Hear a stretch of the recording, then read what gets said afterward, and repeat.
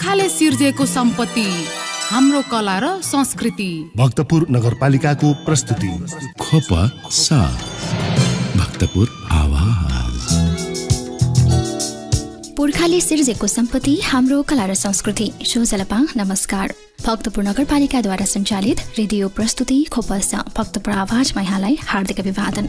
कार्यक्रम खोपस तपाईले साताको दिन विभिन्न दिन सुन्न सक्नुहुन्छ, जस अन्तर्गत हरेक सोमबार बिहान 7:30 बजेदेखि 8 बजेसम्म भक्तपुर नगरको शिक्षा, स्वास्थ्य र पर्यटन सम्बन्धी विषयवस्तु सुन्न सक्नुहुन्छ भने हरेक बुधबार बिहान 7:30 बजेदेखि 8:30 बजेसम्म खोपसको बुलेटिन विशेष प्रस्तुति सुन्न सक्नुहुन्छ र हरेक शुक्रबार साँझ 6:30 बजेदेखि 7 बजेसम्म भक्तपुर नगरको कला, संस्कृति र सम्पदा विशेष प्रस्तुतिसँग जोडिन सक्नुहुन्छ मात्र भक्तपुर FM 105.4 मेगाहर्जको रेडियो तरङ्ग मार्फत। साथै देश विदेशका विभिन्न स्थानमा रहनुहुने तपाईँ श्रोता अनि हामीलाई www.bhaktapurfm.com.np लगइन गरेर वा युट्युब च्यानल खोपस मार्फत पनि सुनेर साथ दिन सक्नुहुन्छ। र सधैँझै खोपसको बुधबार विशेष श्रृङ्खलाका साथमा म प्रस्तुता सन्ध्या ह्युङ्गोजो लगायत खोपस परिवार उपस्थित भइसकेका छौँ। आजको श्रृङ्खलामा भक्तपुर नगरमा महिला बाल बालिकाहरूको अवस्था, समस्या पहिचान लगायत चालु आर्थिक वर्षमा भएका विविध गतिविधिहरू र उपलब्धि सम्बन्धमा भक्तपुर नगरपालिका महिला बाल बालिका तथा समाज कल्याण समितिका संयोजक रोशनमैया सुवालसँग अन्तरङ्ग कुराकानी गर्नेछौँ। त्यसै गरी भक्तपुर नगरपालिकाको आयोजनामा सञ्चालित 4 महिने हेयर कटिङ तालिमको सान्दर्भिकता र उपलब्धि सम्बन्धी एक रिपोर्ट सुन्नेछौँ। साथै उक्त हेयर कटिङ तालिमका प्रशिक्षणार्थीहरूको तालिम अवधिको अनुभव आजको जनताको आवाजमा समेट्नेछौँ। साथमा साताभरिका भक्तपुर नगरपालिकाका विविध गतिविधिहरू छँदैछन्। महिला बालबालिका तथा समाज कल्याण समितिले भक्तपुर नगर क्षेत्रका युवा, बालबालिका, महिला र ज्येष्ठ नागरिकहरूलाई लक्षित गर्दै विभिन्न कार्यक्रमहरू सञ्चालन गर्दै आएको छ। नगरका महिलाहरूको श्रम र सिपलाई सदुपयोग गर्न र बालबालिकाहरूको राम्रो सेवा गर्ने उद्देश्यले भक्तपुर नगरपालिकाले वडागत रूपमा शिशु स्याहार तथा बाल विकास केन्द्रहरू सञ्चालन गरेको छ। बालबालिकाहरूका निम्ति शारीरिक, मानसिक र सामाजिक वृद्धि विकासको निम्ति भक्तपुर नगरपालिकाले शिशु स्याहार तथा बाल विकास केन्द्रहरू, बाल उद्यान तथा खेलकुद मैदानहरूको स्थापना गर्दै आएको छ। त्यसै गरी महिला तथा युवालाई लक्षित गर्दै यस समितिले समयानुकूल सिपमूलक तालिमहरू आयोजना गर्दै आइरहेको छ। समाजमा महिलाहरूको स्तर उकास्न र युवाहरूलाई स्वरोजगार बनाउन यस्ता तालिमहरूले महत्त्वपूर्ण भूमिका निर्वाह गर्दै आएको देखिन्छ। महिला बालबालिका तथा समाज कल्याण समितिले महिलाहरूलाई राजनैतिक, सामाजिक र आर्थिक रूपले सचेत बनाउन विभिन्न चेतनामूलक कार्यक्रमहरू पनि सञ्चालन गर्दै आएको छ। समाजमा रहेका अशक्त, अपाङ्ग, एकल महिलाहरूको कल्याण र हक हितमा पनि निरन्तर आफ्नो कार्ययोजना अघि सार्दै आएको छ। यसै सिरफिरमा रहेर विविध कुराकानी गर्न आज हामी माझ हुनुहुन्छ भक्तपुर नगरपालिका महिला बालबालिका तथा समाज कल्याण समितिका संयोजक रोशनमैया सुवाल। साथमा हुनुहुन्छ सहकर्मी रविन्द्र कुसी।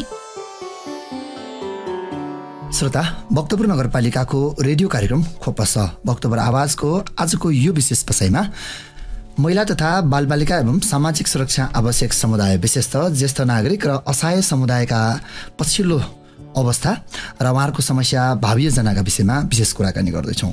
भक्तपुर नगरपालिकाले 2074 सालको स्थानीय निर्वाचन पश्चात हरेक वर्ष यी विशेष समुदायका निम्ति विभिन्न किसिमका नीति तथा कार्यक्रम ल्याउँदै त्यसमा कार्यान्वयनका पक्षमा पनि जोड दिँदै आएको हाम्रो अगाडि छर्लङ्ग छ। र यसै सन्दर्भमा आर्थिक वर्ष 2079-80मा भक्तपुर नगरपालिका महिला बालबालिका तथा समाज कल्याण समिति मार्फत यो वर्षभरि भएका गतिविधिहरूलाई पनि एकचोटि सिंहावलोकन गर्ने तयारीका साथ आजको यो बसाइमा हामी विशेष कुराकानी गर्दैछौँ। र आजको यो बसाइमा कुराकानी गर्न हामीसँग हुनुहुन्छ भक्तपुर नगरपालिका महिला तथा बालबालिका समाज कल्याण समितिका संयोजक एवं कार्यपालिका सदस्य रोशनमैया सुवाल। आउनुहोस् उहाँसँगको अन्तर्संवाद सुरु गरौँ। यसलाई कार्यक्रममा स्वागत छ। हस्, धन्यवाद, नमस्कार।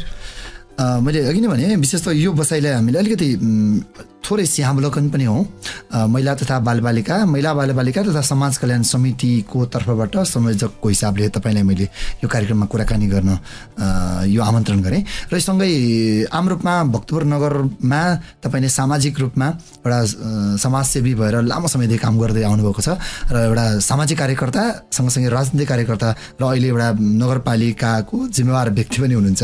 त्यो हिसाबले तपाईँलाई भक्तपुर नगरको हरेक क्षेत्र विशेष त महिला र बालबालिकाको विषयमा योभन्दा अगाडि पनि समितिमै बसेर काम गर्नुभयो।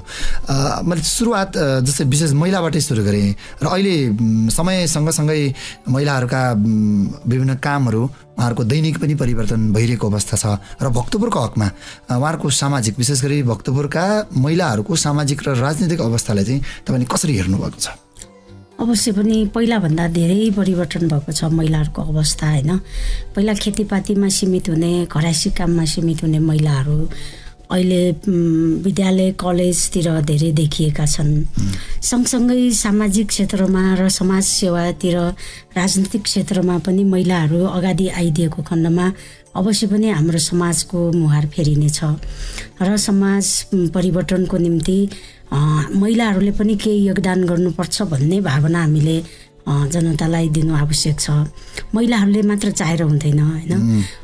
अब विद्यालय र कलेजमा पढुन्जेल महिलाहरू धेरै सामाजिक क्षेत्रमा एक्टिभ हुन्छन् होइन, क्रियाशील नै हुन्छन्। जब महिलाहरू सामाजिक क्षेत्रमा परिबन्धमा पर्छ, व्यावहारिकतामा गएपछि घरायसी काममा नै बढी व्यस्त भएको र बालबच्चा हेर्ने र घरको काम हेर्ने र आफ्नो पढाइलाई पनि सँगसँगै लानुपर्ने, आफ्नो पेसालाई पनि सँगसँगै लानुपर्ने, आर्थिक हिसाबले, सामाजिक हिसाबले, राजनीतिक हिसाबले अझै महिलाहरू हामीले सोचेको भन्दा जति अगाडि बढे पनि त्यति सन्तुष्ट चाहिँ छैन। अब महिलाहरू राजनीतिक क्षेत्रमा पनि राजनीतिक हिसाबले सचेत भएर अगाडि बढेको खण्डमा अवश्य पनि हाम्रो समाज परिवर्तनको निम्ति महिलाहरूले केही योगदान गर्न सकिनेछ।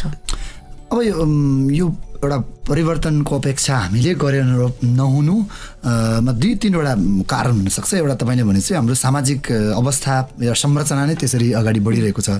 अर्को हामीले गर्नुपर्ने मेहनत या भनौँ हामीले अपेक्षाकृत जुन मेहनत हामीले गर्नुपर्ने हो त्यो गरेनौँ भन्ने पनि पाटो होला, कार्यान्वयनको पाटो। र यो सँगसँगै विशेष त परम्परागत रूपमा महिलाहरू एउटा चुला चौकामा सीमित महिलाहरूलाई महिला सशक्तिकरणका अभ्यासहरू मार्फत अगाडि बढाउनु पर्ने यो समय सन्दर्भ मिलाएर नगरपालिकाको आफ्नै जिम्मेवारी छ। त्यो चाहिँ हामीले यो वर्ष या विगतका वर्षहरूमा कस्ता किसिमका अभ्यासहरू चाहिँ हामीले गरिरहेका छौँ? महिलाहरूलाई विशेष गरी हामीले आर्थिक क्षेत्रमा अगाडि बढाउनको निम्ति र राजनीतिक क्षेत्रमा अगाडि बढाउनको निम्ति, सामाजिक क्षेत्रमा अगाडि बढाउनको निम्ति हामीले अध्ययनलाई नै जोड दिइरहेका छौँ विशेष गरी होइन। कोही पनि महिलाहरू अथवा केटीहरू विद्यालयबाट नछुटोस् भन्ने मुख्य उद्देश्य विद्यालयमा जाने महिलाहरू अहिले बढी देखिए, कलेजमा पढ्ने महिलाहरू बढी देखिए। सँगसँगै उहाँहरूले आफ्नो पाठ्यक्रम बाहेक पनि समाजलाई अध्ययन गर्नुपर्छ र राजनीतिलाई अध्ययन गर्नुपर्छ भन्ने कुरामा पनि हामीले जोड दिइरहेका छौँ। त्यसकारणले महिलाहरूलाई हामीले विभिन्न देशका समाजवादी आन्दोलनका महिलाहरूको जीवनी अध्ययन गर्ने र उहाँहरूको आन्दोलन र उहाँहरूको मजदुर आन्दोलनका विषयमा अध्ययन गर्ने र हाम्रो समाजलाई पनि अध्ययन गरेर हाम्रो समाज परिवर्तनको निम्ति, राजनीतिक परिवर्तनको निम्ति हामीले महिलाहरूले पनि योगदान गर्नको निम्ति, आफ्नो क्षेत्रमा काम गर्नको निम्ति अध्ययनलाई जोड दिइरहेका छौँ र त्यो अध्ययन गरेको कुरालाई हामीले व्यावहारिक हिसाबले प्रयोग गर्नको निम्ति र त्यसलाई व्यवहारमा ल्याउनको निम्ति पनि हामीले त्यो भनिरहेका छौँ। जस्तो अहिले हामीले हरेक सन्दर्भ पारेर महिलाहरूलाई विशेष गरी महिला अन्तर्राष्ट्रिय श्रमिक महिला दिवस भनौँ या नारी दिवस भनौँ या कानुन दिवस भनौँ होइन, साक्षरता दिवस भनौँ, यो सन्दर्भलाई पारेर हामीले अध्ययन गोष्ठीहरू गरिरहेका छौँ। त्यसलाई अब राजनीतिक किताब पढ्ने, राजनीतितिर महिलाहरूलाई कसरी आकर्षित बनाउने भन्ने कुरालाई नै हाम्रो मुख्य उद्देश्य हो होइन। त्यसकारणले उहाँहरूलाई अध्ययन गराउनको निम्ति जस्तो 1917 को क्रान्तिमा योगदान गर्ने रुसका महिलाहरू क्रुस्काया भयो होइन, मजदुर आन्दोलनका नेत्री रोजा लक्जमबर्ग भयो, अनि मजदुर आन्दोलनकै नेत्री क्लारा जेटकिन भयो। उहाँहरूको जीवनी अध्ययन गर्ने सँगसँगै अनि चिनिया 1949 को चिनिया आन्दोलनमा योगदान गर्ने महिलाहरू ली हुलान, याङकाई हुईको जीवनीहरू अध्ययन गर्ने, त्यहाँको महिला क्रान्तिकारी महिलाहरूको जीवनी अध्ययन गर्ने, सँगसँगै अब कोरिया कोरियाली राष्ट्रमाता किम जोङ सुकको जीवनीहरू अध्ययन गर्ने र यस्ता धेरै महिला योद्धाहरूको जीवनी अध्ययन गर्ने र उहाँहरूको जीवनीबाट अध्ययन गरेर सिकेर हाम्रो समाज परिवर्तनको निम्ति पनि हाम्रो वर्गीय आन्दोलनलाई अगाडि बढाउनको निम्ति वर्गीय र राजनीतिक चेतना दिने कुरामा हामी जोड दिइरहेछौँ। र अर्को चाहिँ आर्थिक हिसाबले पनि महिलालाई सशक्त बनाउनु आवश्यक छ भनेर हामीले विभिन्न तालिमहरू दिइरहेका छौँ होइन, गर्न सक्ने तालिमहरू। जस्तो धेरै पढ्न सक्नेहरूले त्यही आफ्नो योग्यता अनुसार कलेज विद्यालय अफिस कार्यालयतिर काम पाउँछन्।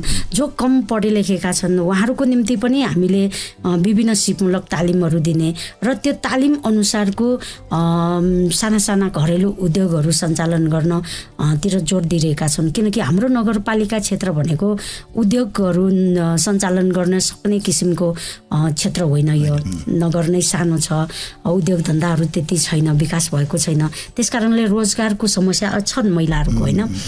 त्यो बेरोजगारलाई समाधान गर्नुको निम्ति, रोजगार प्राप्त गर्नुको निम्ति आफ्नै सिप हासिल गर्ने र त्यो सिपलाई सदुपयोग गरेर हामीले आफूले सकेको आर्थिक आर्जन गर्ने र आफ्नै खुट्टामा उभिएर काम गर्ने त्यो कुरालाई हामीले प्रेरित गरिरहेका छौँ। जस्तै तपाईँ सुरुमै जोड्नुभयो, महिलाहरू जुन रूपमा सामाजिक रूपमा राजनैतिक रूपमा जति सक्रियता हुनुपर्ने त्यो भएको छैन र हामीले सोचे अनुरूप हामीले अझ गर्न सकेका छैनौँ भनिराख्दाखेरि यसका धेरै कारणमध्ये पुरुषहरू पनि एउटा कारण हुनसक्छ, या पुरुषहरूले त्यसलाई यो हाम्रो जिम्मेवारी हो र महिलाहरूलाई अगाडि बढाउनुको लागि जुन वातावरण बनाइदिनु पर्ने हो त्यो हामीले गर्न सकेनौँ या पुरुषहरूले गर्न सकेन भनिराख्दाखेरि यी र यस्ता कुराहरू जो महिलासँग सम्बन्धित छन् त्यो पुरुषको पनि एउटा जिम्मेवारी हो भन्ने सोच चाहिँ अझै विकास भएको छैन जस्तो लाग्छ। त्यसैले मैले यो कार्यक्रममा जस्तै यो महिलाका कुराहरू हुन्, महिलाहरू मात्र बसेर गर्नुपर्छ र महिलालाई मात्र उत्थान गर्ने भनिराख्दा भने पुरुषहरू चाहिँ त्यहाँ कतिको सहभागी हुन्छन् या पुरुषहरूलाई सुन्ने र उहाँहरूका कुरा चाहिँ कति जान्ने अवसर मौका हुन्छ? अवश्य पनि महिलालाई अगाडि बढाउनको निम्ति, हाम्रो समाज परिवर्तनको निम्ति महिलालाई अगाडि बढाउने होइन कि समाज परिवर्तनको निम्ति समाजलाई अगाडि बढाउनको निम्ति महिला र पुरुष दुवै क्षेत्रको उत्तिकै आवश्यक छ होइन, उत्तिकै योगदान हुनु आवश्यक छ। त्यसकारणले अब पुरुषले हरेक घरबाट आफ्नो श्रीमती भाइ बहिनी दिदीहरूलाई आमाहरूलाई प्रोत्साहन दिनु आवश्यक छ। समाज परिवर्तनको निम्ति पुरुषको मात्र योगदान भएर हुँदैन, महिलाहरूको पनि योगदान आवश्यक छ। त्यसकारणले घरायसी कामहरूमा पनि कार्यविभाजन चाहिँ हुनु आवश्यक छ। त्यसकारण छोरीलाई जहिले सुरुदेखि नै हाम्रो समाजको परम्परा के छ भने छोरीले पानी बोक्नु पर्ने, कुचो लाउनु पर्ने, भाँडाकुँडा माझ्नु पर्ने, सबै लुगा धुने सबै काम छोरीले गर्ने, अनि छोरा मान्छेको पढ्ने र बाहिरको काम मात्र गर्ने भन्ने जुन यो परम्परागत सोच छ त्यसलाई परिवर्तन गर्नु आवश्यक छ। त्यसकारणले हामीले अब केटाकेटी दुवैलाई, छोराछोरी दुवैलाई घरायसी कामदेखि लिएर व्यावहारिक कामदेखि लिएर सामाजिक काममा हरेक क्षेत्रमा उनीहरूलाई पनि समावेश गर्नु आवश्यक छ। अब छोरीले गर्ने यो, छोराले गर्ने यो होइन कि दुवैले अध्ययनलाई पनि सँगसँगै लाने र घरायसी कामहरूमा पनि सँगसँगै लाने भन्ने कुराहरू आमा बुवामा त्यो सोच आउनु पर्यो। र समाजमा पनि महिलालाई नीति बनाएर मात्र नहुने रहेछ। जस्तो अहिले 2/3 हुनै पर्ने र महिलाको सहभागिता अनिवार्य भनेर नीति त छ, तर नीति बनाएर मात्र नहुने रहेछ। उहाँहरू त्यो महिलाहरूलाई प्रोत्साहन गर्नुको निम्ति हाम्रो समाजबाटै, हाम्रै घरबाटै सुरुवात गर्नुपर्ने आवश्यकता छ। जस्तो तपाईँलाई म उदाहरण दिन्छु, हामीले वडा कार्यालयहरूमा उपभोक्ता समिति बनाउने बेलामा महिलालाई कुनै एउटा पोस्टमा अध्यक्ष, कोषाध्यक्ष, सचिव मध्ये राख्नुपर्छ र 2/3 महिला हुनुपर्छ भन्ने छ होइन नीतिमा। तर नियममा त्यो हुँदै पनि अनि बैठक बोलाउने बेलामा प्रायः जसो अब दिउँसो हामी जनताको काम गर्नुपर्ने, अनि बिहान र बेलुका जनताको फुर्सदको बेलामा हामीले त्यो विभिन्न मिटिङहरू गर्नुपर्ने हुन्छ, जनताको मिटिङ। त्यो मिटिङमा महिलाहरू कम सहभागिता हुन्छन्। कारण किन भन्दाखेरि महिलाहरू भान्सामा बस्नुपर्ने, केटाकेटी स्याहार्नुपर्ने, घरको बुढाबुढीहरू, सासू ससुराहरू, आमा बुवालाई हेर्नुपर्ने सबै महिलाको जिम्मेवारीमा राखिदिएको छ। त्यसकारणले यो जिम्मेवारीलाई अब बाँडफाँड गर्नु आवश्यक छ। महिलालाई पनि सामाजिक क्षेत्रमा, समाजको क्षेत्रमा र उहाँहरूको सहभागिता आवश्यक छ भन्ने कुराहरू समाजले बुझ्नु पर्यो र हामीले बुझ्नु पर्यो। त्यसकारणले हामीले अब घरैसी काममा पनि कार्यविभाजन हुनु पर्यो र त्यस्तो सामाजिक र राजनीतिक बैठकहरूमा महिलालाई सहभागिता जनाउनुपर्छ भन्ने कुराहरू घरबाटै प्रेरणा दिएर, घरबाटै उत्साहित गरेर पठाउनु पर्ने आवश्यकता छ। नत्र हामीले मिटिङमा नाम लेख्ने हुन्छ, महिलाको नाम नाम लेख्ने अनि भान्सामा बसिरहेका हुन्छन्, म सही गरिदिन्छु भनेर भान्साबाटै फोन हुन्छ होइन। त्यो भन्नुको अर्थ भान्सामा गएर हामीले सही गराउने होइन कि मिटिङमै उपस्थित गराएर के कस्तो छ, कहाँनिर कस्तो भइरहेछ त्यो कुराहरू उहाँलाई जानकारी दिनु आवश्यक छ र त्यो सहभागिता भएको खण्डमा समाजको कुराहरू बुझ्नेछन् र समाजमा उहाँहरूको योगदान अझ बलियो हुनेछ। एकदम सकारात्मक पक्ष। अब यसमा चाहिँ अब आम रूपमा समग्र जनताहरूबाट, समुदायबाट नै यो एउटा इनिसिएसन चाहिँ हुनु जरुरी छ जस्तो लाग्छ। अब महिलासँग सँगै जोड्दै गर्दा हामीले बालबालिकाका कुराहरू पनि छुटाउनै भएन। किन तपाईँले भन्नुभयो बालबालिकाको जिम्मेवारी जसरी महिलालाई नै भनेर अलिकति परम्परागत रूपमा रह्यो, तर अहिले समय बदलिसकेको छ र त्यो सर्वाङ्गीण विकासको लागि, बालबालिकाको सर्वाङ्गीण विकासको लागि महिला सँगसँगै पुरुष र परिवारका हरेक सदस्य जिम्मेवार छन् र आम रूपमा नगरपालिकाले पनि बालबालिकाहरूको सर्वाङ्गीण विकासका लागि विभिन्न प्रयासहरू गरिरहेको छ। अब भक्तपुरमा चाहिँ अब आम रूपमा जस्तै शिशु स्याहार र बाल उद्यानका कुराहरू आइरहेका छन् पछिल्लो समयमा। छोटोमा अब के छ अवस्था अहिले, हामीले बालबालिकाहरूको लागि चाहिँ के कस्ता कार्यक्रमहरू अगाडि बढाइरहेका छौँ? बालबालिकाहरूको निम्ति नगरपालिकाले अवश्य पनि शिक्षालाई नै जोड दिएको छ। कोही पनि बालबालिका शिक्षाबाट वञ्चित नहोस् होइन, कोही पनि बालबालिकाहरू श्रम गर्न बाध्य नपरोस् र पढ्ने उमेरका बालबालिका विद्यालयमा होस् र कलेज पढ्ने बालबालिकाहरू, किशोर किशोरीहरू विद्यालय कलेजमा होस् भन्ने नै हाम्रो उद्देश्य हो। त्यसकारणले हामीले शिक्षालाई जोड दिएका छौँ। हाम्रो नगर क्षेत्रभित्र त्यसरी विद्यालय नगएका बालबालिकाहरू अहिले हामीले भेटाएका छैनौँ। नगरवासीहरू बाहिरबाट अब आउने केही मान्छेहरू छन् होइन, तिनका बालबालिकाहरू छन्, आमा बुवा मजदुरी गर्ने, कुनै पसल व्यवसाय गर्ने अनि आमा बुवाको व्यस्तताको कारण बच्चाहरू विद्यालय नगएको त्यो अवस्था हामी देखेका छौँ। उहाँहरूलाई पनि यदि भक्तपुर नगर क्षेत्रभित्र बस्ने हो भने विद्यालयमा पठाउनु आवश्यक छ र अनिवार्य विद्यालय पठाउनुपर्छ बालबालिकालाई भन्ने नै छ। त्यसको निम्ति नगरपालिकाले अब हाम्रो भक्तपुर नगरपालिकामा सामुदायिक विद्यालय लगायत गरेर हाम्रो 92वटा विद्यालय छन् अनि हरेक विद्यालयमा ECD कक्षा सञ्चालन, शिशु स्याहार केन्द्र सञ्चालन गर्नु पर्छ भनेर त्यो हिसाबले हामी लागिरहेका छौँ। ल खोलिरहेको अवस्था छ र नगरपालिका आफैले पनि 56 सालदेखि शिशु स्याहार केन्द्र खोलेका छौँ। र त्यहाँ त्यो शिशु स्याहार केन्द्रमा 1.5 वर्षदेखिका बालबालिका त्यहाँ बस्छन्, खेल्छन्, दिनभरि खेल्छन्, बस्छन् र त्यहाँ त्यही अनुसारको बन्दोबस्त छ। र अनि बिदाको समयमा बालबालिकालाई त्यो उहाँहरूलाई बालबालिकाको निम्ति एउटा समय बिताउने ठाउँ भनेको बाल उद्यान हो। त्यसकारणले अब बाल उद्यान चाहिँ हामीले हरेक वडामा बनाउने हाम्रो सोच छ। अब अहिलेसम्ममा हाम्रो 2 वडामा बाल उद्यान छ, 10 वडामा भयो अनि 3 वडामा त्यसरी बाल उद्यान जहाँ जहाँ छ त्यहाँ बालबालिकाहरू खेलिरहेको अवस्था छ होइन। अनि ती बालबालिकाहरूको सर्वाङ्गीण विकासको निम्ति शिशु विद्यालय समय विद्यालयमा बस्छ, त्यहाँ खेल्ने सबै त्यो किसिमको वातावरण छ भने अनि विद्यालय बाहेकको बिदाको बेलामा चाहिँ बाल उद्यानमा खेल्ने त्यो वातावरण हामी दिइरहेका छौँ। र अर्को बालबालिकाहरूको निम्ति जन्म दर्ता पनि महत्त्वपूर्ण छ। जस्तो जन्म दर्ता अनिवार्य नै गराउने 35 दिन जन्मेको 35 दिनभित्र जन्म दर्ता गराउनको निम्ति हामीले प्रोत्साहित गरिरहेका छौँ हरेक अभिभावकलाई। र अनि अर्को चाहिँ कोही यस्तो बालबालिका पनि छन् जन्मडटा गर्न नसकेको। जस्तो अहिले हिजो मात्र एउटा समस्या दिदी आउनुभयो, 13 वर्ष भइसक्यो छोरी, अहिलेसम्म मेरो विवाह डटा छैन अनि छोरीको जन्मडटा छैन भनेर आइरहेका छन्। अब त्यो समस्या त्यस्तो 1-2वटा केस बाहेक, किनकि अब लोग्ने सास्नीको झगडाले गर्दाखेरि घरमा परिवारसँग बस्न नसकेको कारणले त्यस्ता बालबालिकाहरूको आमा बाउको झगडाले जन्मडटा गर्न नसकेका केही बालबालिकाहरू छन्।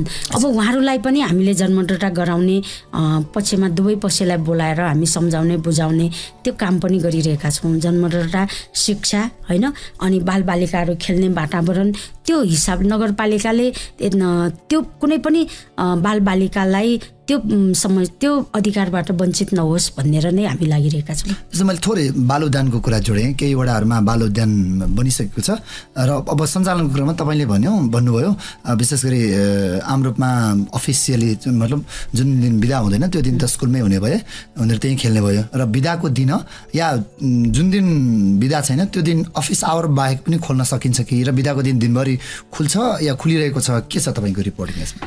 शनिबार पनि खुल्छ, बाल उद्यान शनिबार पनि खुल्छ। त्यहाँ चाहिँ खेल्ने वातावरण छ, त्यो अनुसार बालबालिकाले खेलिरहेको अवस्था छ अहिले सञ्चालन भएको उद्यानहरूमा। अब सञ्चालन नभएको 10 वटामा सञ्चालन गर्ने तयारीमा छ। खेलकुद सामग्रीहरू बनाइसकेका छौँ। अब त्यो 1-2वटा टोयलेटहरू र केही उपभोक्ता समितिले त्यो तयारी गर्दैछन् त्यसको निम्ति। अनि योसँग जोड्दै शिशु स्याहारको कुरा पनि आउँछ। विशेष त शिशु स्याहार लामो समय 56 सालकै कुरा गर्नुभयो, धेरै अगाडिदेखिको भक्तपुर नगरपालिका भक्तपुरका जनताहरूको एउटा महत्त्वाकांक्षी कार्यक्रम थियो त्यो बेला, र अहिले पनि केही शिशु स्याहारमा चामिङ पनि छ, राम्रो आकर्षण पनि छ। शिशु स्याहार अरू स्कुलले भन्दा राम्रै गरिरहेछ भन्ने पनि एउटा जनताको मत छ, र प्रत्येक वडामा शिशु स्याहार चाहिन्छ या खोल्ने भन्ने पनि कुरा नगरपालिकाले घोषणापत्रमा लेख्नुभएको थियो या घोषणापत्रमा उल्लेख थियो। अहिले के छ, अब शिशु स्याहारलाई हामी कसरी अगाडि लाने एउटा सोच तपाईँहरूले गर्नुभएको छ, के छ अवस्था? अवश्य पनि हामीले हरेक वडामा हरेक विद्यालयमा शिशु स्याहार भनेर सकेसम्म अझ कार्यालयमा पनि होइन शिशु स्याहार केन्द्र आवश्यक छ भनेर नै हामी लागिरहेका छौँ। अब भक्तपुर नगरपालिकाले ठाउँको अभावले गर्दाखेरि हामीले 10 वडामा शिशु स्याहार केन्द्र खोल्न सकिरहेको अवस्था छैन। अहिले हाम्रो नगर सानो छ, सार्वजनिक ठाउँहरू एकदमै कम छन् होइन, अरू निजी ठाउँहरू हामीले बालमा लिएर चलाउन सक्ने अवस्था पनि छैन। अहिले धेरै कार्यक्षेत्र हाम्रो धेरै छन्, त्यसकारणले भएको शिशु स्याहारलाई हामीले स्तर उन्नति गर्ने, त्यसलाई राम्रोसँग चलाउने र अनि अब नयाँ केन्द्र खोल्नको निम्ति हामीले ठाउँ भएको खण्डमा खोल्न सक्छौँ र खोल्नको निम्ति हामी तयारी गरिरहेका छौँ। अनि योसँग जोड्दा जस्तै इसिडीको कुरा पनि तपाईँले अघि जोड्नुभयो, र अब यो आगामी आर्थिक वर्षमा इसिडीका पनि धेरै कुराहरू आएका छन्, जनताका राय सुझावहरू। इसिडी कक्षा जो सामुदायिक स्कुलहरूमा विद्यालयहरूमा इसिडीका कोटाहरू पनि हुँदो रहेछन्। अब त्यहाँ गत वर्ष नगरपालिकाले पनि थप पैसा दिएर जस प्रोत्साहन स्वरूप दिएको देखिन्छ, र त्यो सँगसँगै अरू टिचिङ मेटेरियल्सहरू पनि दिने या स्कुल विद्यालयलाई दिने गरेको पनि छ। अब यो वर्षको हाम्रो नयाँ आर्थिक वर्ष या अब आउने समयमा चाहिँ यो विद्यालयका सामुदायिक विद्यालयका इसिडीका लागि चाहिँ के गर्न सकिने अवस्था देख्नुहुन्छ? हाम्रो नीति तथा कार्यक्रममै आउनेछ यो वर्षको होइन। आधारभूत विद्यालयलाई स्तर उन्नति गर्नको निम्ति त्यहाँ विद्यार्थीहरूको शैक्षिक स्तर उकास्नको निम्ति शारीरिक र मानसिक रूपमा वृद्धि विकासको निम्ति भनेर हामीले आधारभूत विद्यालयलाई विशेष सहयोग गर्ने नीति नै आउँछ होइन। त्यसकारणले विद्यालयमा त्यहाँ जस्तै खाजा खर्च भयो, अब खाजा खर्च हामीले नेपाल सरकारले दिने खाजा खर्चमा चाहिँ हाम्रो 365 दिनमा शनिबार बाहेक प्राय सबै दिनहरू चल्छ। त्यसकारणले नेपाल सरकारले दिने दिनभन्दा बढी हाम्रो विद्यालय सञ्चालनमा छन्। त्यसकारणले त्यो नपुग दिनहरूको निम्ति नगरपालिका आफैले व्यवस्था गरिरहेछौँ खाजा खर्च, र त्यो बाहेक पनि हामीले अब शैक्षिक सामग्रीका कुराहरू हामीले दिइरहेका छौँ। अनि अनि सँगसँगै आमा बाउ नभएका बालबालिकाको निम्ति भनेर हामीले शैक्षिक सामग्री नै विशेष सहुलियत दिएर उहाँहरूको निम्ति विशेष सुविधा दिएर नै हामी गरिरहेका छौँ। त्यसकारण कोही पनि बालबालिका आमा बाउ नभएका होस्, अभिभावक नभएका होस् होइन, जस्तोसुकै अवस्थामा पनि विद्यालयमा बसेर उसले पढ्न लेख्न खेल्न पाउने अवस्था हुनुपर्छ भन्ने उद्देश्यले नै हामी लागिरहेका छौँ। त्यसकारणले इसिडीमा जस्तो अब इसिडी कक्षाको निम्ति पनि नेपाल सरकारले दिने रकममा हामीले थप दिइरहेका छौँ उहाँहरूको निम्ति। अब अन्य टिचरको अन्य शिक्षकहरू शिक्षिकाहरूको सरह नभए पनि त्यो पुर्याउनेमा चाहिँ हुनुपर्छ भन्ने हामी पनि सहमत छौँ होइन। तर नगरपालिकाले सक्ने जति चाहिँ हामी सहयोग गरिरहेका छौँ। यसमा चाहिँ हामी सकारात्मक छौँ। इसिडी कक्षालाई राम्रो बनाउनको निम्ति, त्यो स्तर उन्नतिको निम्ति, त्यहाँको वातावरण राम्रो बनाउनको निम्ति नगरपालिकाले सकेको सहयोग चाहिँ हामी गर्छौँ। श्रोता, भक्तपुर नगरपालिकाको रेडियो कार्यक्रम खोपस भक्तपुर आवाजको आजको यो विशेष बसाइमा छौँ। हामी भक्तपुर नगरपालिका क्षेत्रभित्रका महिला बालबालिका तथा आम रूपमा सामाजिक सुरक्षा आवश्यक समुदायका विषयमा कुराकानी गर्दैछौँ र गएको आर्थिक वर्ष अहिले चालु आर्थिक वर्ष 79-80मा भक्तपुर नगरपालिकाले यस सम्बन्धमा गरेका विभिन्न गतिविधि र आगामी आर्थिक वर्षका लागि के कस्ता योजनाहरू अगाडि बढाउन सकिन्छ, सम्भावना के छ र समस्यालाई कसरी सम्बोधन गर्न सकिन्छ भन्ने विषयमा कुराकानी गर्दैछौँ। र हामीसँग हुनुहुन्छ भक्तपुर नगरपालिका महिला बालबालिका तथा समाज कल्याण समितिका संयोजक एवं कार्यपालिका सदस्य रोशनमय सुवाल। पुनः कार्यक्रममा स्वागत गरेँ मैले तपाईँलाई।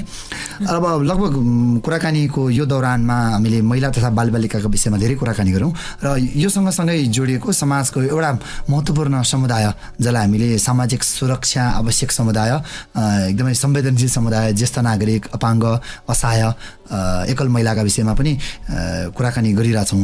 र योसँगै जोड्दै गर्दा विशेष गरी यो समुदायको लागि चाहिँ नगरपालिकाले हुन त सरकारबाट आएका सामाजिक सुरक्षा भत्ताको वितरण हामी गरिरहेका छौँ। यो बाहेक पनि हामीले के कस्ता कार्यक्रममा चाहिँ जोडिरहेछौँ यसमा? अवश्य पनि समाजमा ज्येष्ठ नागरिकहरू पनि हुनुहुन्छ। उहाँहरू आदरणीय समाजको निम्ति एउटा आदर व्यक्तित्वहरू नै हुनुहुन्छ उहाँहरू होइन। उहाँहरूको सेवा सुविधाको निम्ति हामीले समाजले नै सहयोग गर्नु आवश्यक छ। हामी प्रत्येक व्यक्तिले उहाँहरूको निम्ति सहयोग गर्नु आवश्यक छ।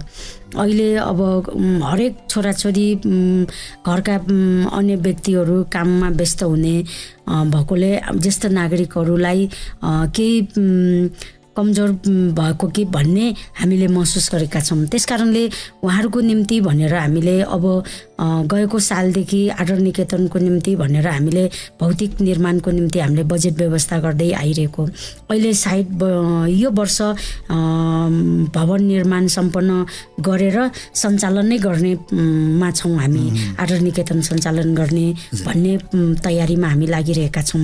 र अर्को चाहिँ असहाय महिला दिदीबहिनीहरूको निम्ति भनेर उहाँहरूको अधिकारको निम्ति वडा समिति मार्फत नगरपालिका मार्फत गर्नुपर्ने सहयोगहरू हामी गरिरहेका छौँ। जस्तो उहाँहरूको नाता प्रमाणित लिने होइन, उहाँहरूको सम्पत्तिको अधिकारहरू भयो, अनि उहाँहरूको रोजगारका विषयहरूमा भयो, हामी वडामा छलफल गरिरहेका छौँ। अब अवश्य पनि घरमा श्रीमान नभएपछि महिलालाई धेरै नै समस्या हुन्छ र उहाँहरूको आफ्नो छोराछोरीहरू कसरी पालन पोषण गर्ने भन्ने कुराहरू हुन्छन् र उहाँहरूका छोराछोरीहरूलाई नगरपालिकाले विशेष महत्त्वका साथ नै हामीले विद्यालयमा अध्ययन अध्यापन गराउने वातावरण बनाइरहेका छौँ। र अनि उहाँहरूको रोजगारको विषयमा हामीले उहाँहरूलाई सकेसम्म तालिम लिनुहोस् होइन, अनि आफूले सकेको व्यवसाय सञ्चालन गर्नु होइन।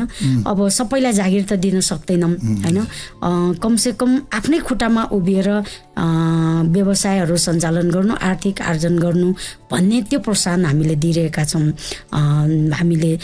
त्यसकारणले महिला दिदीबहिनीहरू अनि अर्को हामीले सहयोग गर्न पर्ने पक्ष भनेको अपाङ्गता भएका व्यक्तिहरू होइन।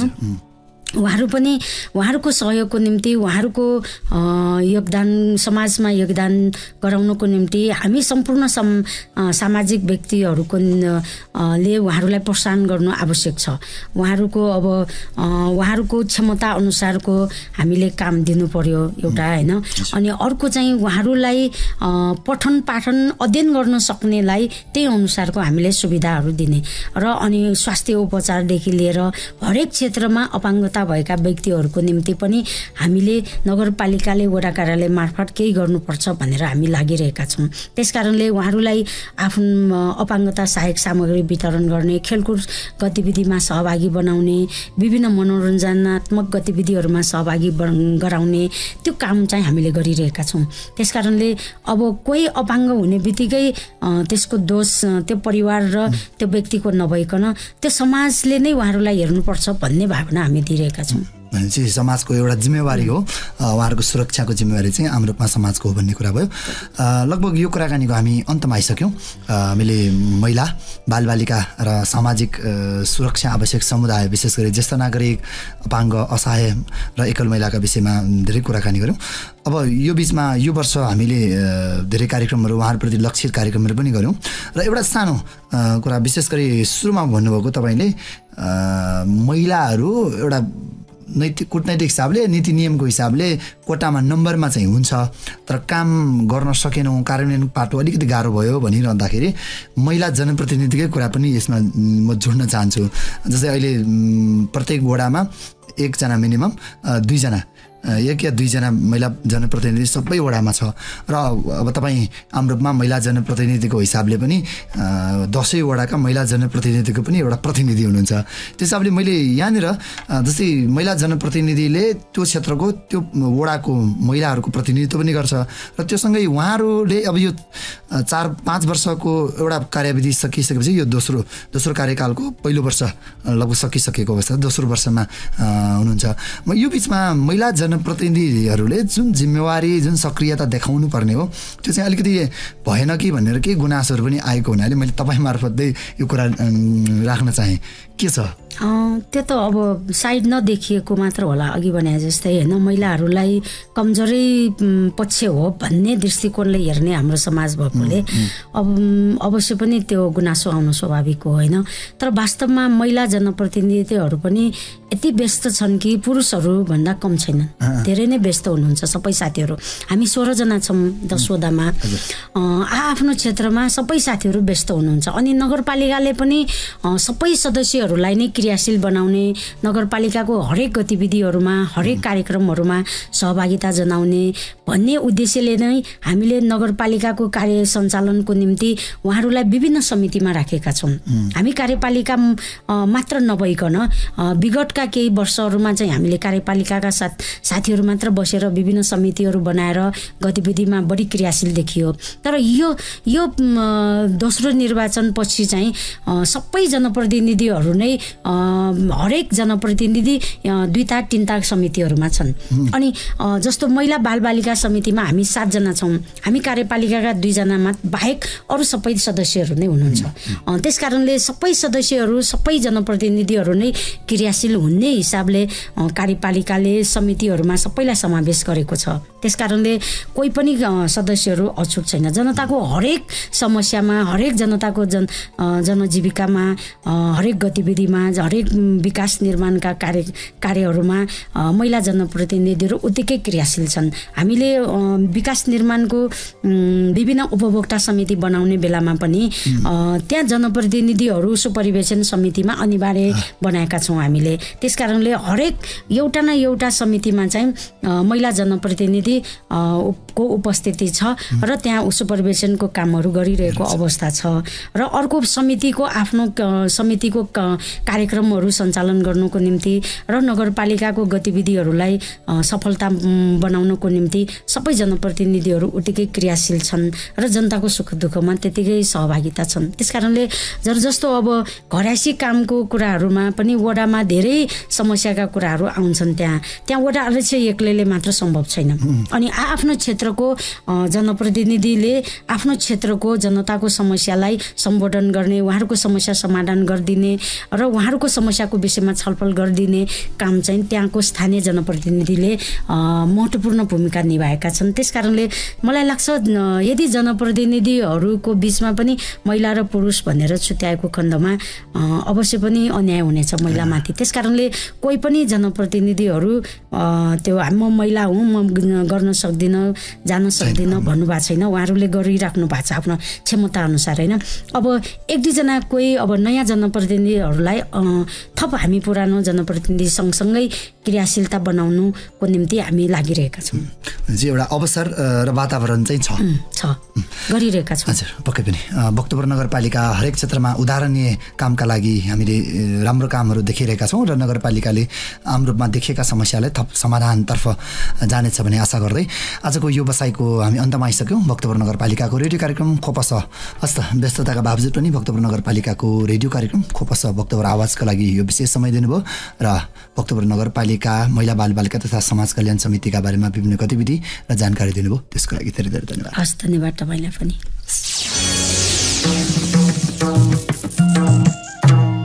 पुर्खाले सिर्जेको सम्पत्ति हाम्रो कला र संस्कृति। भक्तपुर नगरपालिकाको प्रस्तुति खोपा साथ भक्तपुर आवाज।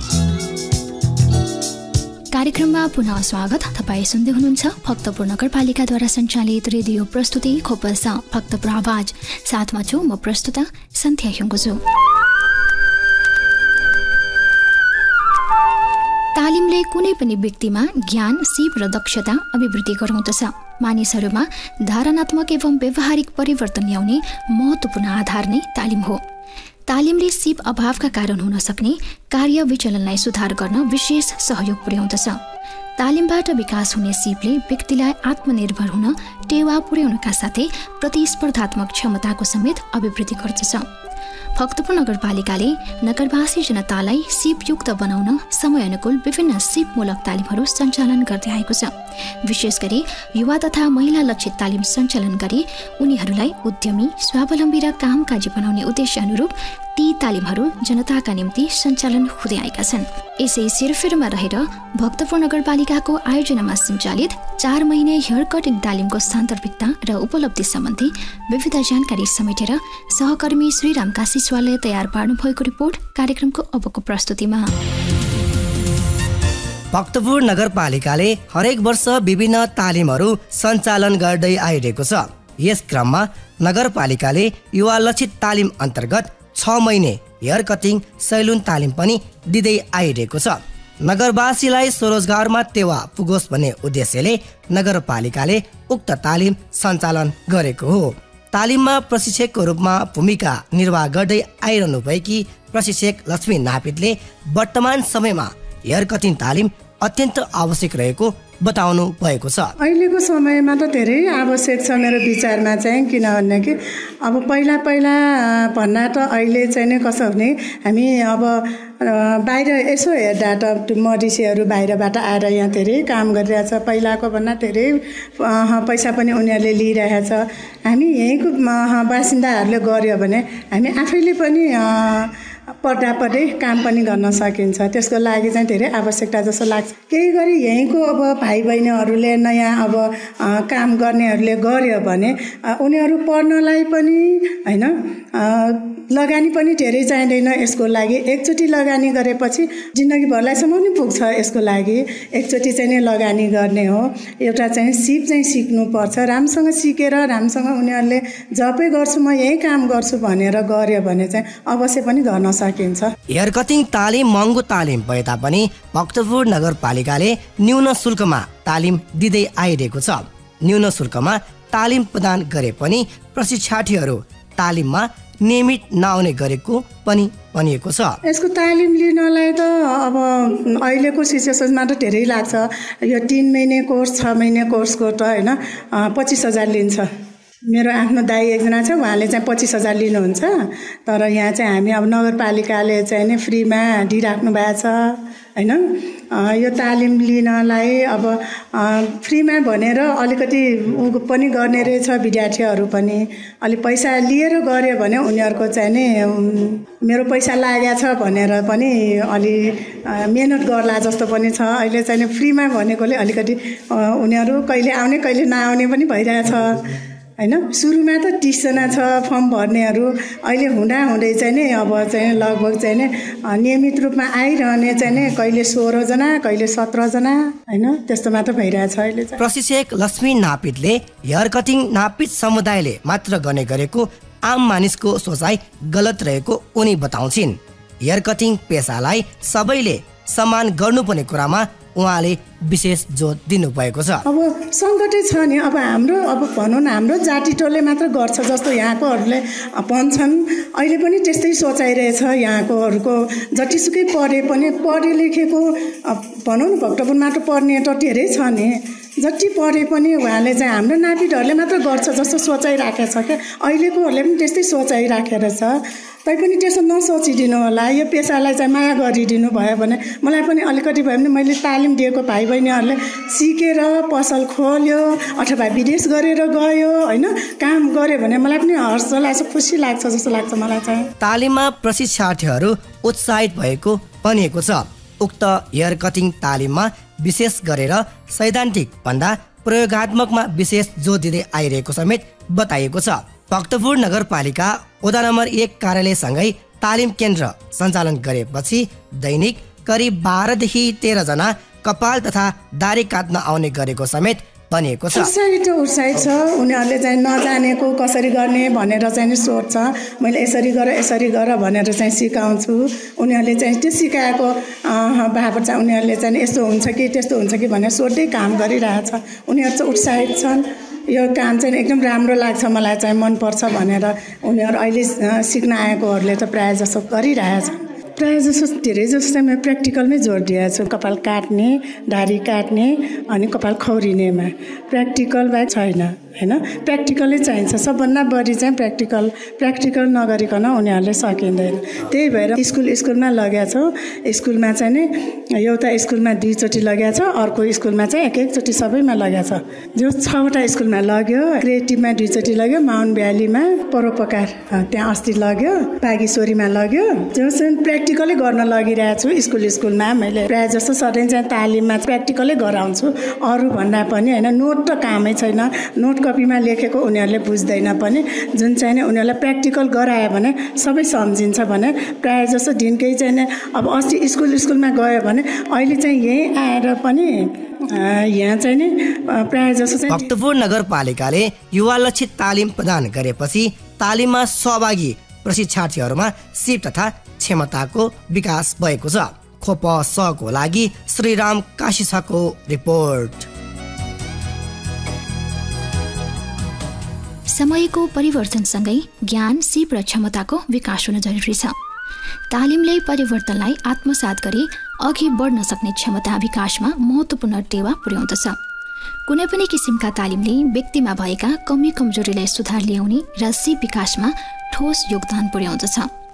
तालिमले व्यक्तिलाई थप जिम्मेवारी वहन गर्न सक्षम बनाउँदछ। भक्तपुर नगरपालिकाले प्रदान गर्दै आइरहेका विभिन्न तालिमहरूमध्ये हेयर कटिङ पनि एक हो। वर्तमान समयमा मानिसहरूमा आफूलाई सुन्दर बनाउने र देखाउने सोख बढेसँगै विभिन्न प्रकारका हेयर स्टाइलहरू सञ्चालनमा रहँदै आएको देखिन्छ। यसै सन्दर्भमा भक्तपुर नगरपालिकाको आयोजनामा सञ्चालित 4 महिने हेयर कटिङ तालिमका प्रशिक्षार्थीहरूको तालिम अवधिको अनुभव सुनौ आजको जनताको आवाजमा।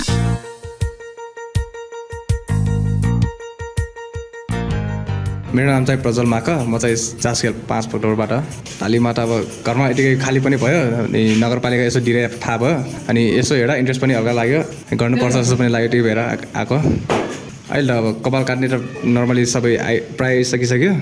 दाढी काट्ने त्यो पनि सकिहाल्यो। अनि एउटा लेडिज हेयर कटिङ तिनीहरू अनि अहिले मेकअप चलिरहेछ सिक्ने त्यति हो। अनि मसाजहरू पनि बाँकी छ अर्को लेडिजहरूको मसाज तिनीहरू हो। लक्ष्य त अब हेरौँ अब विदेश जान मिलेछ भने विदेशतिरै ट्राई गरौँ होइन। अब यहीँ केही सानो पसल एउटा भयो नि खोलेर बस्ने त्यही एउटा हो योजना भन्नाले। एउटा केही होइन अब खै यतिकै हेरौँ नगरपालिका यस्तो तालिम अझै दिइराख्नुपर्छ। धेरै प्रायः अब हामीले मात्र सिकेर भएन अरूलाई पनि सिकिराख्नुपर्छ। मेरो नाम सुनिता दुवाल। म बारुवा छु। केही सिप सिकम भनेर नै हो खासमा त होइन। अब यो डेली लाइफमा पनि युज हुन्छ हाम्रो। अब जेन्ट्सको कटिङ छ, घरमा बाहरू हुनुहुन्छ, अब दाइ भाइहरू हुन्छ होइन। कटिङको लागि इजी हुन्छ। पसलमा जानु पर्दाखेरि त धेरै महँगो छ नि त आजकल, त्यसको लागि पनि हो। अनि लेडिजको पनि छ। लेडिजको त आफ्नै लागि युज गर्न मिल्छ नि त, त्यो भएर पनि हो। मेनली कटिङ नै हो, जेन्ट्स कटिङ, गर्ल्सहरूको कटिङ होइन। अनि अब जेन्ट्सहरूको दाढी काट्ने खौरिने त्योहरू भयो अनि लेडिजहरूमा चाहिँ अब लेडिजहरूको लागि चाहिनेहरू हुन्छ नि फेसियलहरू ओइल मसाजहरू ब्युटी सम्बन्धी होइन मेकअपहरू त्यस्तो पनि छ धेरैहरू कुराहरू त छ। अब यो तालिम लिइसकेपछि लक्ष्य भनेको सकिन्छ आफै केही गरौँ पसल खोलौँ अथवा अब सकिँदैन नर्मल लाइफमा पनि युज गर्न सकिन्छ अथवा अब विदेश जाने पनि ट्राई गर्न सकिन्छ हेर्नुपर्छ। नगरपालिकालाई चाहिँ धन्यवाद यस्तो अवसरहरू दिइराख्नुपर्छ होइन यो अवसरले गर्दा नै त हो हामी यति धेरैजनाले सिक्न पाएको छौँ नि त यस्तो चाहिँ अब बेला बेलामा दिइराख्नुपर्छ। बेरोजगार चाहिँ कोही पनि नबसौँ सिपहरू जे सिक्दा पनि हुन्छ सिप सिकेर त्यसलाई चाहिँ लागु गरौँ युज गरौँ भनौँ आफ्नो लाइफमा त्यसले गर्दा रोजगारी चाहिँ आफैबाट चाहिँ उत्पन्न गरौँ। मेरो नाम विजयलक्ष्मी दुवाल हो फुलान्सा भक्तपुरबाट। एक्चुअली म चाहिँ पहिले वर्किङ काम नै गर्थेँ अहिले चाहिँ अलि काम अहिले छैन कि नानु पाएपछि चाहिँ म मेरो काम खासै अफिस बन्द गरेर बसेको थिएँ यतिकै बसिरहेको थिएँ अनि दिदीले चाहिँ यस्तो तालिम दिइरहेछ भनेर भनेपछि म यता जोइन गरिहालेँ त्यो फ्री टाइम चाहिँ युटिलाइज गर्न सो द्याट पछि अब म इनकेस त्यो जब मेरो पुरानो जब रिज्युम गऱ्यो भने त्यही भयो नभए म यो अब फ्री टाइम पनि युटिलाइज भयो इनकेस पछि फेरि अब जबलेस भइहाल्यो भने पनि आई हेभ चान्स नि त यो गर्न सकिन्छ नि त मेरो हातमा स्किल भएपछि त मैले यसलाई नै कन्टिन्यू गर्न सक्छु अरू नभयो भने यो जबै नखोल्यो भने पनि मेरो घर परिवारलाई मैले हेल्प गर्न सक्छु नि त यहाँको हातको सिपहरू युटिलाइज गरेर त्यही भएर म यो जोइन गरिहालेको अहिलेसम्म हामीले फर्स्टमा हेयर कटिङ कम्प्लिटली सबै केटीहरूको सबै भइसक्यो थ्रेडिङ फेसियलहरू अनि यो मसाजहरू हेड मसाजदेखि लिएर सबै मेन भनेको यो यता ब्युटी मात्र होइन कि त्यो हेल्थलाई पनि हेल्थ वाइज पनि राम्रो क्लिन कसरी क्लिन हुने भनेर होइन पर्सनल ग्रुमिङको लागि पनि आवश्यक चाहिने स्किलहरू होइन तिनीहरू सबै सिकेको छु। First of all thank you नै भन्न चाहन्छु किनभने यसले चाहिँ जुनसुकै एज ग्रुप मतलब जुन अब गर्न सक्ने एज ग्रुपको लागि चाहिँ टार्गेट गरेर यस्तो तालिम दिनु भनेको एकदम खुसीको कुरा हो। हामीलाई मात्र होइन यता भक्तपुरमा मात्र होइन यस्तो खालको तालिम अरू ठाउँमा पनि गऱ्यो भने झन् बेटर हुन्छ किनभने हामीले प्रायः यो सलनहरू खोलिराखेको हुन्छ नि त्यहाँ चाहिँ इन्डियनहरू आएर चाहिँ कटिङ गराउने त्यस्तो देख्ने गरेका छौँ। अब त्यसलाई चाहिँ अब नेपाली कति बेरोजगारहरू भएर बसिराखेका छन् होइन तिनीहरू नै हाम्रो नेपाली म्यान पावर नै युज गर्न पायो भने सजिलो हुन्छ नि त राम्रो हुन्छ यतैको इकोनोमीलाई पनि राम्रो हुन्छ बेरोजगार हुनु पर्दैन होइन सानो स्किल भनेर सोच्नु हुँदैन यही सानो स्किलले नै मान्छे कहाँ माथिसम्म गइरहेको छ होइन त्यो पनि हामीले अब ख्याल गर्नुपर्छ। यसलाई चाहिँ अब यस्तो जब एउटा कपाल काट्ने भनेर चाहिँ त्यो मेन्टालिटी चाहिँ राख्नु हुँदैन जस्तो लाग्छ नि मलाई चाहिँ अनि सानै भनेर चाहिँ त्यस्तो नसोचौँ यो भनेको नगरपालिकाले त्यही सोचेर त दिनुभएको हो नि होइन त्यही भएर थ्याङ्क यू भन्न चाहन्छु राम्रो यसो कन्टिन्यू नै गरोस् एभ्री इयर कन्टिन्यू नै गरोस् भन्ने चाहन्छु। मेरो नाम सम्झना श्रेष्ठ हो म चाहिँ कमल पिनाक वडा नम्बर 10 मा बस्छु। म चाहिँ अलरेडी म पनि एउटा पसल भएकै मान्छे हो होइन ब्युटी पार्लर नै छ मेरो पनि किनभने यसमा चाहिँ अहिले जेन्ट्सको भएकोले चाहिँ अलिकति इम्पोर्टेन्ट दिएको हो मैले चाहिँ मलाई चाहिँ जेन्ट्सको मैले पहिलादेखि सिकाएको थिएँ होइन लेडिजको मात्रै सिकाएको थिएँ अहिले चाहिँ यो नगरपालिकाले चाहिँ जेन्ट्सको पनि छ भनेकोले चाहिँ अनि अहिले त पार्लरमा त जेन्ट्सको पनि प्रायः जस्तो भइरहेको हुन्छ अहिले त हेयर कटिङहरू गर्दाखेरि पनि लेडिजहरूले पनि जेन्ट्सको कटिङ गर्ने भएकोले चाहिँ म चाहिँ त्यसैको हिसाबमा चाहिँ सिक्न आएको हो। अहिले त धेरै नै सिकिसकेँ मैले होइन बेसिक नै सिकेको हो तर मैले चाहिँ जेन्ट्सको चाहिँ धेरै नै सिकेँ धेरै कटिङहरू सिकेँ पहिला त्यस्तो आएको थिएन अहिले यहाँ आएर चाहिँ 6 महिना ट्रेनिङमा चाहिँ मैले धेरै कुराहरू सिकेँ। आगामी योजना चाहिँ मैले पार्लरमा पहिला लेडिजलाई मात्र गर्थेँ भने अहिले म जेन्ट्सलाई पनि गर्न सक्ने भइरहेको छु होइन मैले यो नगरपालिकाबाट 6 महिना ट्रेनिङ लिएर चाहिँ अहिले चाहिँ यो सकिसक्यो हाम्रो ट्रेनिङ अहिले चाहिँ म पार्लरमा जेन्ट्सलाई पनि गरिरहेको छु प्लस मैले अहिले हस्बेन्ड मेरो छोराहरूलाई पनि मलाई आफै काट्ने गरिरहेको छु कपालहरू चाहिँ होइन त्यसबाट चाहिँ एकदम खुसी लाग्छ मलाई किनभने पहिला हस्बेन्डहरू महिनामा बाहिर काट्न जान्छ भने अहिले म आफैले काटिदिन्छु छोरालाई पनि हस्बेन्डलाई पनि र मैले नगरपालिका जुन यो आएको थियो नि त 6 महिना ट्रेनिङ एकदमै धन्यवाद दिन चाहन्छु र प्लस यो हामीलाई यहाँ सिकाएको बिमला म्याम र लक्ष्मी म्यामलाई चाहिँ एकदमै धेरै धेरै धन्यवाद भन्न चाहन्छु। पुर्खाले सिर्जेको सम्पत्ति हाम्रो कला र संस्कृति भक्तपुर नगरपालिकाको प्रस्तुति खोप साथ भक्तपुर आवाज। कार्यक्रममा पुनः स्वागत। तपाईँ सुन्दै हुनुहुन्छ भक्तपुर नगरपालिकाद्वारा सञ्चालित रेडियो प्रस्तुति खपस भक्तपुर आवाज। साथमा छु म प्रस्तुता सन्ध्या ह्याङ्गो छु। श्रोता, हामी कार्यक्रमको अन्तिम प्रस्तुतिमा छौँ। साताभरिका भक्तपुर नगरपालिकाका विविध गतिविधिहरूका साथमा छिन् सहकर्मी सरिता दुवाल। नेपाल भ्रमणमा रहनुभएका चिनिया कम्युनिस्ट पार्टी केन्द्रीय विदेश विभागको प्रथम ब्युरोका उपनिर्देशक स्युमिनलाई भक्तपुर नगरपालिकाका प्रमुख सुनिल प्रजापतिले नगरपालिकाको तर्फबाट शनिबार भक्तपुर दरबार क्षेत्रमा स्वागत गर्नुभयो। प्रमुख प्रजापतिले डाइरेक्टर मिनलाई भक्तपुरको ऐतिहासिक तथा सांस्कृतिक सम्पदाहरू भक्तपुर दरबार क्षेत्र र तौमदीको अवलोकन गराउनु भएको थियो। तत्पश्चात डाइरेक्टर स्युमिनले भक्तपुर नगरपालिकाद्वारा सञ्चालित खोपो अस्पतालको समेत स्थलगत अवलोकन गर्नुभएको थियो। भक्तपुर नगरपालिकाका प्रमुख सुनिल प्रजापतिले काठमाडौँमा सञ्चालन हुने राष्ट्रव्यापी अन्तर्स्थानीय तह U18 मेयर कप पुरुष बास्केटबल प्रतियोगितामा भक्तपुर नगरपालिकाबाट सहभागी खेलाडीहरूलाई ट्र्याक सुट र गेम टी शर्ट एक सेट हस्तान्तरण गर्नुभएको छ। कीर्तिपुर नगरपालिकाको आयोजनामा हुने उक्त प्रतियोगितामा भक्तपुर नगरपालिकाको तर्फबाट खेलाडीहरू इजोन कोजु, रिन्जेन डोर्जेडोङ, सुजल खड्का, सुबिन बस्नेत, प्रसुन मल्ल, स्वप्निल दिस्ती, गुन्जन तालसा भडेल, स्वर्णिम दृष्टि, सफर बासु, रोनिस भुजु, सोहम प्रधानाङ्क र असीम ट्वाना बासु प्रतियोगितामा सहभागी हुने भक्तपुर नगरपालिका युवा तथा खेलकुद समितिका संयोजक श्यामकृष्ण खत्रीले जानकारी दिनुभएको छ। भक्तपुर नगरपालिकाका प्रमुख सुनिल प्रजापतिले महिला स्वास्थ्य स्वयंसेविकामा आफैमा एक स्वास्थ्यकर्मी र सामाजिक कार्यकर्ता भएको बताउँदै भक्तपुरको स्वास्थ्य क्षेत्र विकासमा स्वास्थ्य स्वयंसेविकाहरूको भूमिका महत्त्वपूर्ण भएको बताउनुभयो।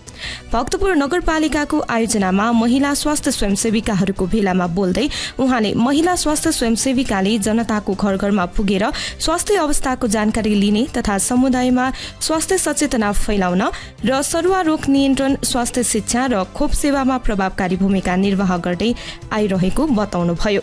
भक्तपुर नगरपालिकाबाट सञ्चालित खोप अस्पताललाई जनताको आस्थाको केन्द्रको रूपमा विकास गरी स्तरीय स्वास्थ्य सेवा प्रवाहमा जोड दिने बताउँदै प्रमुख प्रजापतिले भक्तपुर नगरपालिकाले स्वास्थ्यकर्मीहरूको लागि आवश्यक क्षमता अभिवृद्धि तालिम सञ्चालनलाई निरन्तरता दिँदै आइरहेको बताउनुभयो।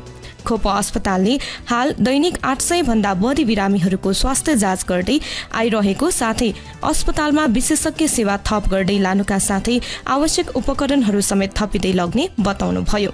कार्यक्रममा खोप अस्पतालका स्वास्थ्य संयोजक रत्न सुन्दरला शिवाले घरदैलो नर्सिङ सेवालाई अझ प्रभावकारी रूपमा सञ्चालन गर्न वडा नर्स र महिला स्वास्थ्य स्वयंसेविकाहरूको क्रियाशीलता आवश्यक भएको बताउनुभयो।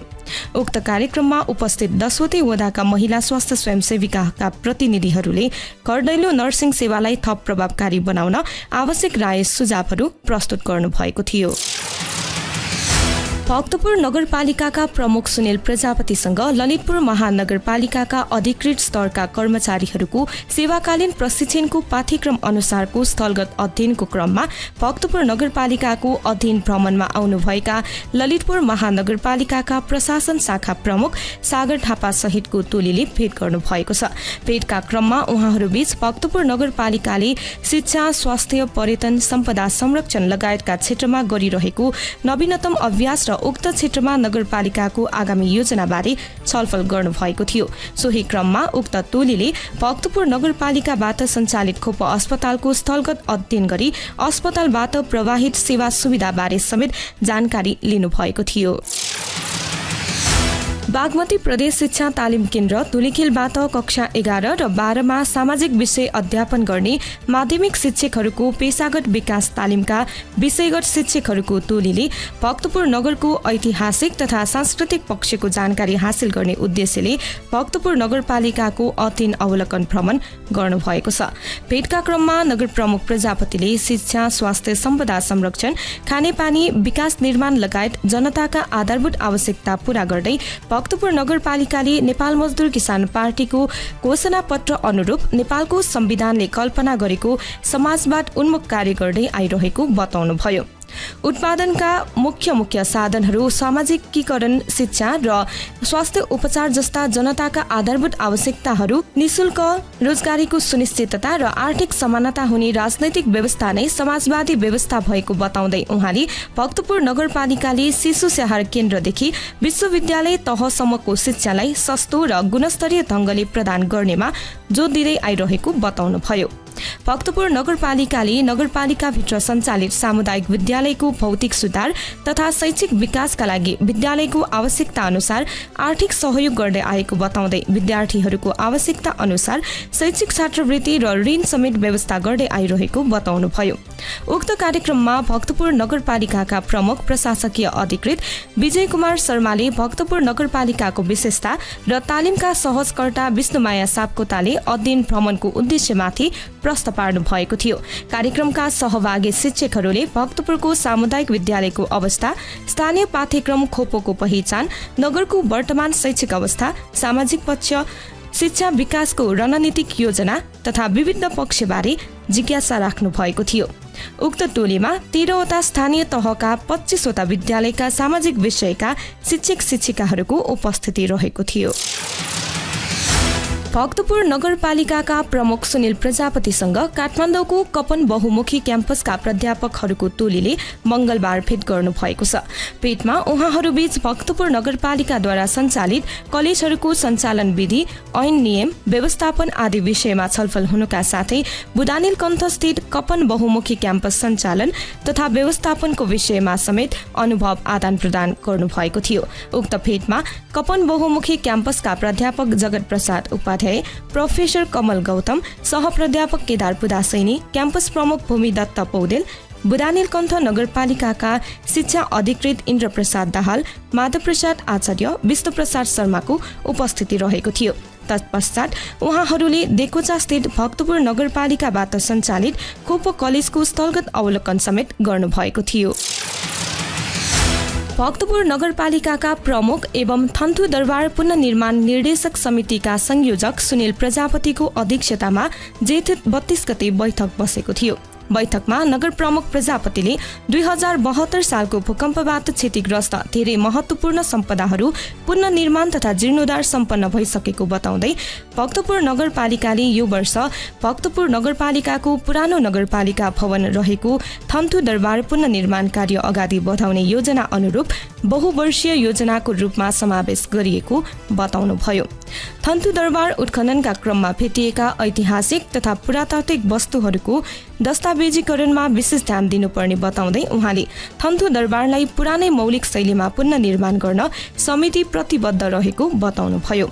बैठकमा 2072 सालको भूकम्पबाट भत्किएको भक्तपुर नगरपालिकाको पुरानो भवन रहेको दरबार क्षेत्रस्थित ऐतिहासिक थन्थु दरबार पुनर्निर्माण गर्ने कार्य स्वीकृत नक्सा डिजाइन अनुसार अगाडि बढाउने निर्णय भएको थियो।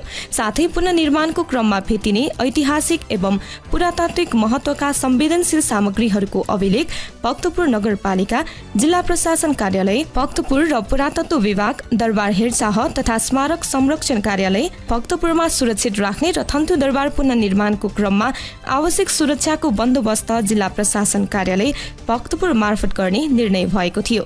बैठकमा भक्तपुर नगरपालिकाका उपप्रमुख रजनी जोशी, स्मारक संरक्षण तथा दरबार हेरचाह केन्द्र भक्तपुरका प्रमुख अरुणा नकर्मी, इतिहासविद पुरुषोत्तम लोचन श्रेष्ठ, प्राध्यापक प्रेमनाथ मास्के, इन्जिनियर सरोज वैद्य लगायतले थन्थु दरबारको इतिहास, महत्त्व र योगदानबारे आफ्नो विचार प्रस्तुत गर्नु भएको थियो। सोही क्रममा थन्थु दरबार पुनर्निर्माणका आयोजना प्रमुख विजय कुमार कोजुले थन्थु दरबारको अहिलेसम्मको अवस्था र आगामी योजनाबारे प्रस्तुतिकरण देखाउनु भएको थियो। थन्थु दरबार पुनर्निर्माण निर्देशक समितिमा भक्तपुर नगरपालिकाका जनप्रतिनिधि, जिल्ला प्रहरी कार्यालय, नेपाली सेना, संस्कृतिविद लगायतको प्रतिनिधित्व रहेको छ। श्रोता, हामी कार्यक्रमको अन्ततिर आइसकेका छौं। खोपसको आजको श्रृङ्खलामा भक्तपुरमा महिला तथा बालबालिकाहरूको अवस्था, समस्या पहिचान लगायत चालु आर्थिक वर्षमा भएका विविध गतिविधिहरू र उपलब्धि सम्बन्धमा भक्तपुर नगरपालिका महिला बालबालिका तथा समाज कल्याण समितिका संयोजक रोशन मैया सुवालसँग अन्तरङ्ग कुराकानी गर्यौं। त्यसैगरी भक्तपुर नगरपालिकाको आयोजनामा सञ्चालित 4 महिने हेयर कटिङ तालिमको सान्दर्भिकता र उपलब्धि सम्बन्धी एक रिपोर्ट सुन्यौं। साथै उक्त हेयर कटिङ तालिमका प्रशिक्षार्थीहरूको तालिम अनुभव आजको जनताको आवाजमा समेट्यौं। साथमा साताभरिका भक्तपुर नगरपालिकाका विविध गतिविधिहरू पनि सुनिहाल्यौं। तपाईलाई आजको कार्यक्रम कस्तो लाग्यो? आफ्नो सल्लाह सुझाव र प्रतिक्रिया अवश्य पठाउनुहोला। प्रतिक्रिया पठाउने ठेगाना कार्यक्रम खोपसा भक्तपुर आवाज भक्तपुर नगरपालिका। तपाईले आफ्नो प्रतिक्रिया फेसबुक पेज भक्तपुर नगरपालिका वा भक्तपुर म्युनिसिपालिटी मार्फत पनि पठाउन सक्नुहुन्छ। साथै भक्तपुर नगरपालिकासँग सम्बन्धित सम्पूर्ण सूचना वा जानकारी नगरपालिकाको वेबसाइट भक्तपुर.mun.gov.np मा पनि हेर्न सक्नुहुन्छ।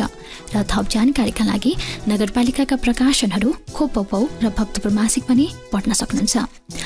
कार्यक्रम अवधिभर सुनेर साथ दिनुहुने तपाईँ श्रोतालाई हार्दिक धन्यवाद।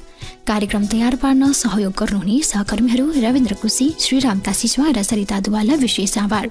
कार्यक्रमका लागि आवश्यक सल्लाह र सुझाव प्रदान गर्नुहुने रविन्द्र ज्याको र दिपेन्द्र प्रजापतिलाई हार्दिक धन्यवाद र प्राविधिक सहयोगका लागि राजेश हाडा र रवि हाडालाई विशेष आभार। शुक्रबार साँझ 36 बजेदेखि 7 बजेसम्म खोपसाको कला संस्कृति र सम्पदा विशेष प्रस्तुतिका साथमा उपस्थित हुने नै छौँ। तबसम्मका लागि म प्रस्तुता सन्ध्या ह्योङ्गुजु लगायत खोपसा परिवारलाई बिदा दिनुहोस्। तपाईँको समय शुभ बितोस्। नमस्कार।